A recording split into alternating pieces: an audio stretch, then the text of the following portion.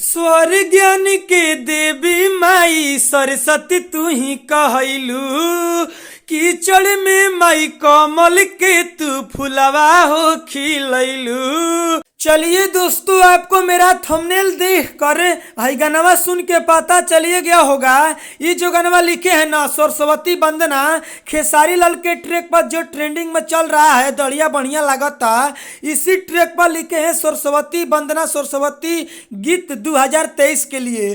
तो चलिए, बिल्कुल फ्री में गाना लिखे हैं। अगर आप सिंगर हैं तो इस गाने को गा सकते हैं, रिकॉर्डिंग करवा सकते हैं, बिल्कुल फ्री में गाना लिखे हैं। दड़िया बढ़िया लागता, खेसारी लाल के ट्रैक पर लिखे हैं। तो चलिए, गाने को स्टार्ट करने से पहले चैनल पर नए हैं तो सब्सक्राइब कर दीजिए, लाइक कर दीजिए। मेरा नाम जान लीजिए, मेरा नाम है राइटर राजा सिंघानिया। तो चलिए, गाने को स्टार्ट कर रहे हैं। स्क्रीन पर देखिए, लेट्स गो। चलिए दोस्तों, ये मुखड़ा है, हम मुखड़ा को गा रहे हैं। स्वर ज्ञान के देवी माई सरस्वती तू ही कहलू, कीचड़ में माई कमल के तू फुलवा हो खिलैलू। ए मैया, स्वर ज्ञान के देवी माई सरस्वती तू ही कहलू, कीचड़ में माई कमल के तू फुलवा हो खिलैलू। ओ सही हमार जिंदगी संवार दे तू ना, ए माई कोई सब न लायक लायक बनाई दे तू ना, ए माई कोई सब न लायक लायक बनाई दे तू ना। चलिए दोस्तों, ये अंतरा है, हम पहली का अंतरा को गा रहे हैं। वाल्मीकि जी से रामायण लिखवैलू, कालिदास मूर्ख के तू कवि बनैलू। हाँ हाँ, वाल्मीकि जी से रामायण लिखवैलू, कालिदास मूर्ख के तू कवि बनैलू। ताना मारे लोगवा हम पे मैया, हो जा तू हमारा पे सैया, बहनी अज्ञानी ज्ञानी बनाई जाई तू।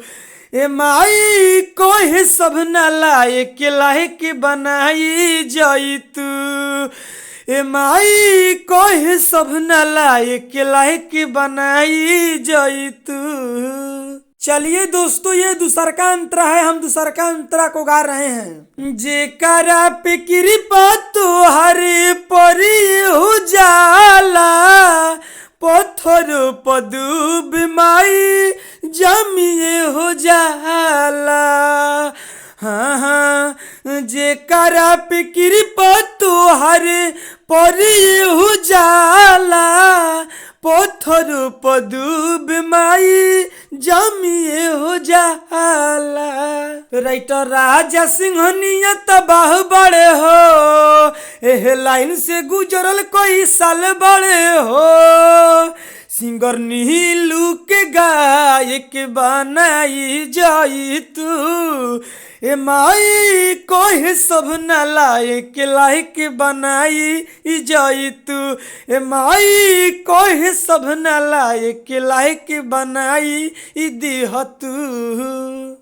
चलिए दोस्तों, गाना समाप्त हो गया है। अब मेरा बतिया को ध्यान से सुन लीजिए। अगर आप सिंगर हैं, इस गाने को गाना चाहते हैं तो गा सकते हैं, रिकॉर्डिंग करवा सकते हैं, बिल्कुल फ्री में लिखे हैं, पहले ही हम बताए थे।